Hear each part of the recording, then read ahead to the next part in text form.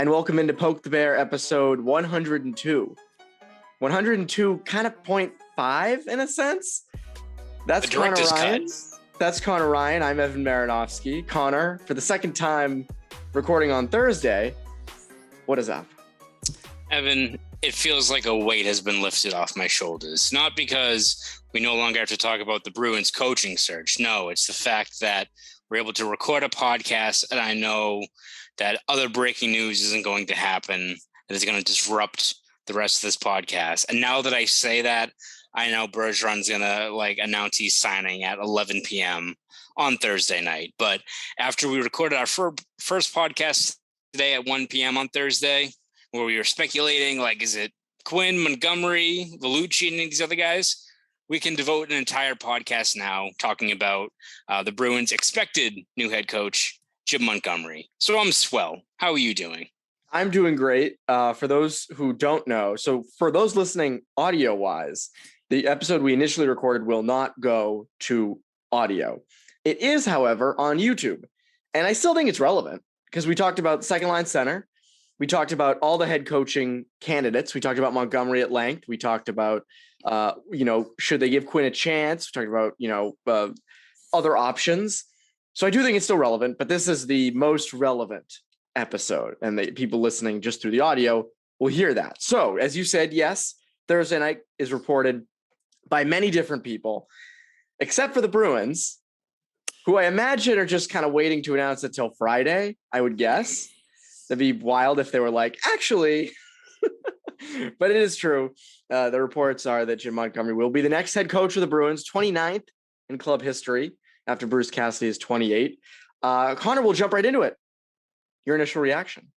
Yeah, I think it's a pretty strong hire from the Bruins in terms of not just what Montgomery, where he stood in terms of the different tiers of maybe potential candidates. But we kind of talked about in our earlier podcasts about when you look at some of these other coaches we've mentioned, right? Like David Quinn or Mike Vellucci or Spencer Carberry or any of these other guys. There's a lot of, there's positives out of all those coaches that you can point to. There's also some qualifiers or some things where you're like, it's like for David Quinn, you could make the argument deserves another look. The Rangers team was rebuilding, their numbers were kind of skewered this year just because Shesterkin went sicko mode. But I don't know, that team didn't really have an identity, that you can make. There's a lot of, maybe not red flags. It's probably too severe of a thing to say, but there's things to watch for some of these other coaches. Montgomery, all things considered, really doesn't have it from a coaching perspective. You kind of look at his track record, kind of everywhere he's gone, right? Whether it's the USHL, where he won 2 championships in 3 years. You look at what he did at the University of Denver, winning a national championship and had a great record there. And then obviously, I'm sure we're going to talk about how it ended with the Dallas Stars, but that first year there, that's a team that looked rudderless for a while, missed the playoffs 2 years in a row, gets them back to the playoffs. They upset a pretty strong Nashville Predators team and then took the eventual Stanley Cup champion St. Louis Blues to 7 games. So plenty to build off there. Again, we'll talk about kind of what happened his second year there, but then goes right back at it as an assistant coach for the St. Louis Blues, where he worked a lot with their forwards and their power play. And those results speak for themselves as well. You look at whether St. Louis's power play, which has been elite, or just the development of their forwards. I mean, look at guys like Robert Thomas, Jordan Kyrou, all these other players. You kind of look at what the Bruins are looking for in terms of this new head coach, whether it's a new voice, a guy that maybe installs a different system, a guy that has a track record of working with forwards and kind of getting the most out of them. Montgomery more or less checks off all those boxes as to what the Bruins are looking for.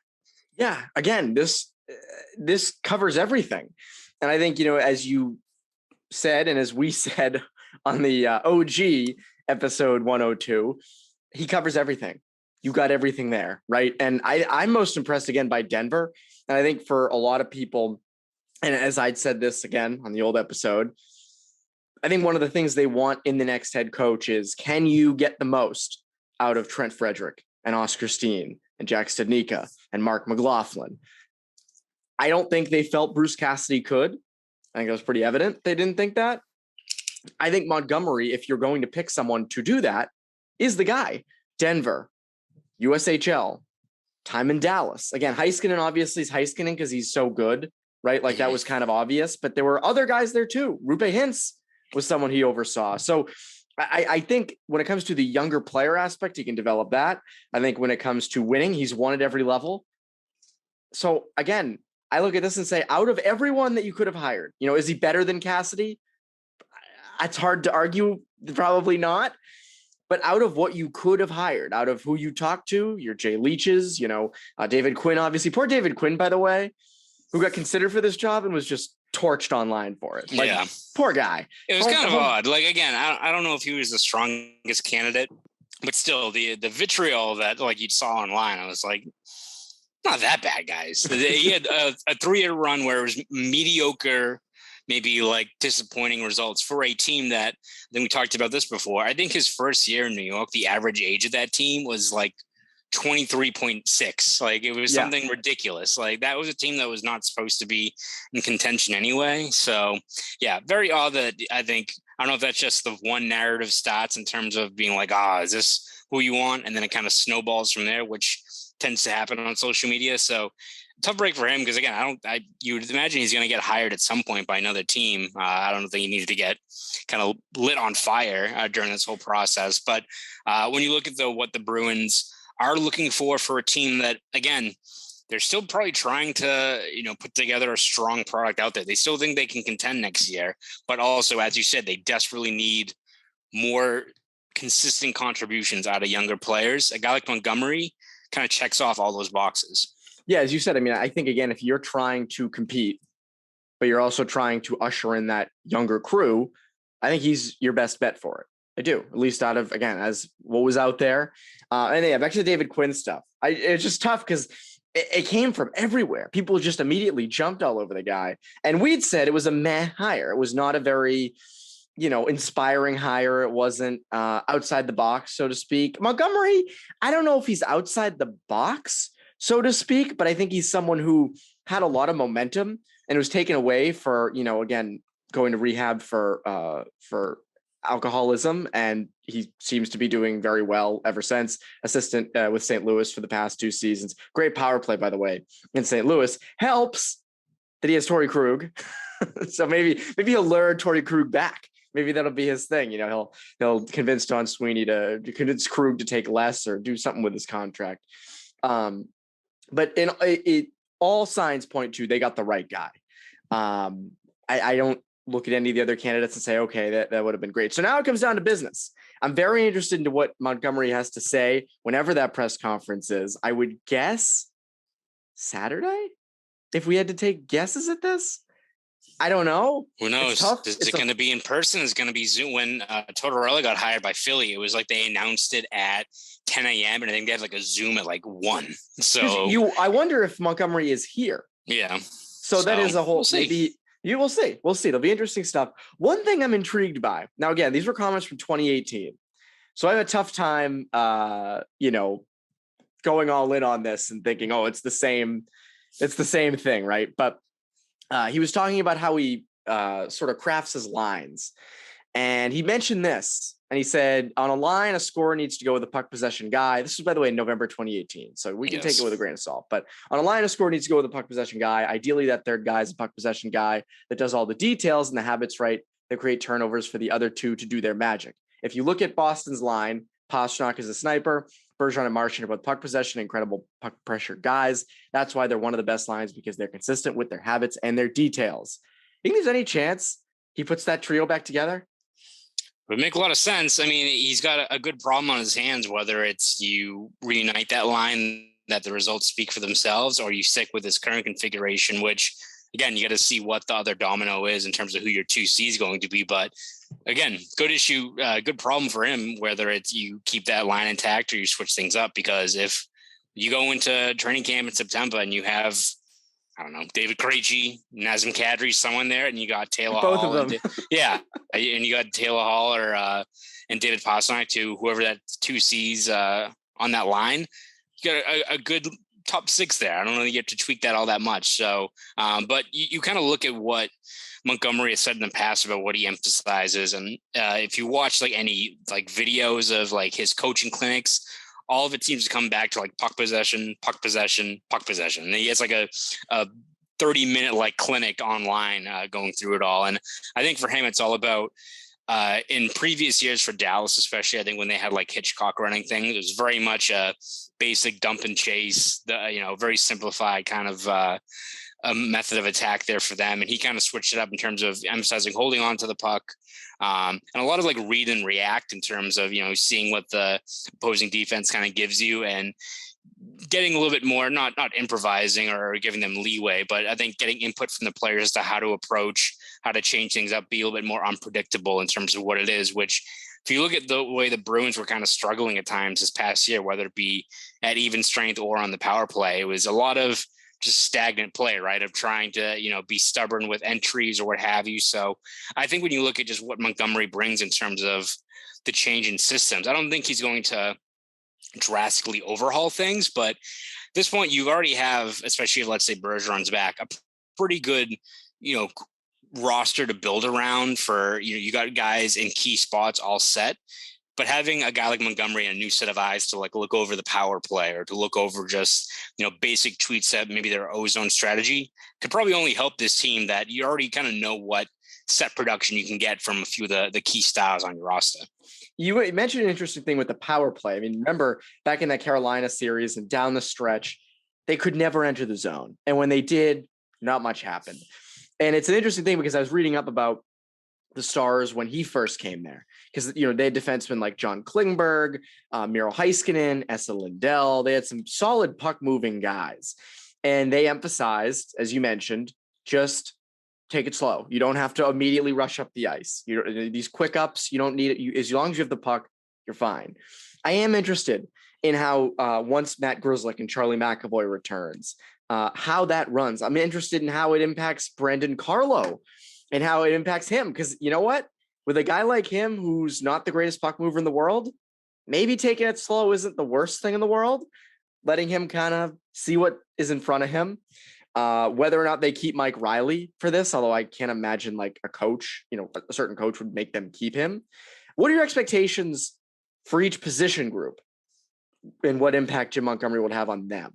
Yeah, I think it's one of those things where you listen to what other players have said about him. I think even Tyler Seguin was talking about Montgomery's impact for him and what he liked about his coaching style is that it's a lot more of, seeking input from the players. I think Seguin pretty much said he was the first coach who they sat down and met and he was like, all right, who do you want on your line? Like, who do you think you best mesh with? And they kind of built it from there in terms of you got different key pieces in the line that where their strengths are, and you kind of let those pieces fall into place. Kind of what the quote you mentioned earlier in terms of you look at how Pastrnak complements Bergeron and Marchand. I think for him, it's for especially the forward grouping. It's a lot of just, I think, candid, open dialogue, especially which I imagine you're going to see during training camp about, all right, we know what your strengths are. Let's play to them. And even if maybe it's guys that you don't expect being in set roles, if it leads to a spot where you're getting more offense or more effective play out of a guy, whether it's if Jake DeBrusk is still here, the way he plays, or maybe for focusing on different aspects of strengths to their game. So you look at Jake DeBrusk, where they're just emphasizing more of just driving to the net. And if you have a better setup guy, they're just, you get into grade A ice, it's all it takes is a tip or a rebound to lead to a few more goals. So I think for Nick Ritchie. Yeah, exactly. Again, it's a pretty set formula, right? When we always look at how the Bruins have struggled with 5-on-5 and even strength offense, a lot of it's just not adhering to those simple, smart plays you got to make down in grade A ice. So I think for the forwards, what's going to be refreshing, I think, is that very open line of communication of getting the input from the players themselves as to what works best for them. Again, I don't think they can all just be like, put me with Brad Marchand and David Pastrnak or anything like that. Chris Wagner's like, I would like to play between Patrice Bergeron or, next to Patrice Bergeron and let's say Taylor Hall. Yeah, exactly. Those guys the least you could do. So I think that will be encouraging. And then, as you said, for defensemen, I think it's, preaching just taking what the opposing defense gives you, right? No more of if you're trying to break the puck in, no more running into that line of bodies at the blue line, which leads to either a odd man rush down the other end of the ice or a turnover or anything like that. So as you said, even if it's guys like Carlo or someone like that, who's not really known as a guy you want maybe operating with the puck in the neutral zone, if it's all about kind of reading and reacting as opposed to, getting on the rush or anything like that. That could only, one, probably help a guy like Kyle feel more comfortable because he knows he's not straying from kind of the strengths of his game, but also it slows things down a little bit, which whether it's a guy like that, or even if you want to look at like a forward like David Krejci, who's not necessarily looking to push the pace. Like, I think if we're going to look further down the line as to what, Montgomery's systems are, David Krejci probably likes a system like that, where it's all about, being methodical, holding on to the puck and reading and reacting to whatever the other team gives you. Thursday has been the biggest day for the David Krejci, just getting it going again. He just keeps happening. And we talked about this in the other episode. The lost episode. The lost episode that isn't quite lost, but it's kind of it's actually readily accessible. It's only on the most hosted video site ever, but it's fine. It gives more reason to go and subscribe. That's a very valid point. There's one concern I have for Montgomery, and it's not even solely on him, so I can't get on that. But I was just looking at the numbers of the 2018-19 Stars, and I believe they were tied for third worst in goals for. And they were 11th in power play.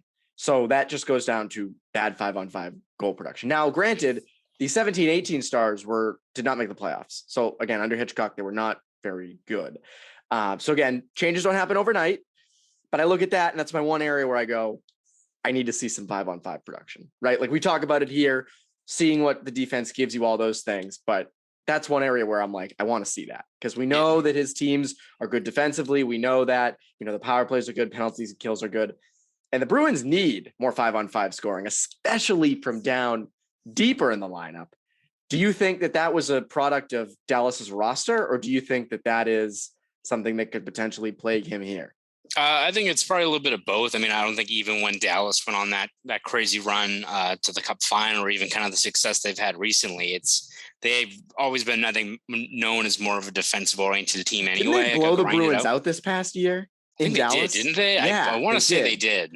So, but in general, if you're looking at just their basic strengths and weaknesses, they're a grinded out kind of team anyway. But I also think for Montgomery, I think the challenge is also just, fine tuning your style and finding other avenues to generate more offense. Like even when Bruce Cassidy was here in his last presser, when he was the Bruins coach at the, breakup day, or whatever you want to call it, when you looked at other avenues to generate more 5-on-5 offense or even strength offense, it wasn't just, we have to go out and get a guy, or we have to go out and hope that Fabian Lysell makes a team. It's other stuff that they've been trying to do for a while. It just hasn't worked out yet. It's stuff that you see that Colorado does very well, right? In terms of, shots from the blue line, guys being more active. And that's not to say that they just give it to Kale McCarr. Like he's far and away, he's a cheat code. But you look at the other guys on the team that also just have a knack for, initiating some scoring changes off of just finding shooting lanes up high and leading to tips, rebounds, all that stuff. You'd like to see the Bruins incorporate that a little bit more, which feels like it's something that hasn't really been tapped into with this roster. That's not to say that Brendan Cowell is going to go sicko mode and have 15 goals, or, guys who aren't prone to just like letting it fly from the blue line, or just all of a sudden going to switch a gear. But if you can slowly just go that out of more guys, whether it's McAvoy or Grizzlick or someone like that, Clifton, those things can kind of go a long way, even if it leads to the grand scheme of things, an extra 10, 15, 5-on-5 goals means a whole lot when you're at the end of the year and you see where teams rank on the overall standings list, right? Exactly. And again, it kind of hints again at him being a player's coach, letting the players kind of do what they want on the ice, or at least, trusting them to see what's in front of them. And again, there's been lots of quotes about him being a good players coach and players liking him. Love to get Anton Hudobin's take on Jim Montgomery. That would be very fun to see what he had to say, because I imagine it would be a terrific quote on Jim Montgomery. Do you think it's tough? I have a tough time ranking Montgomery up against Cassidy record-wise, because we don't really know what direction this team is going in yet. We can guess because Bergeron is back, so I have to think they're probably not rebuilding. Maybe they retool. They do what we mentioned earlier, where you make a few little moves, but I don't think Pastrnak is getting traded for a plethora of first-round picks, at least just yet, which is something we'll get to later on in the offseason. That's a whole nother topic. But he is entering the season with an injured roster. You won't have Marchand. You won't have McAvoy. You will not have Grizzlick. Those are big losses.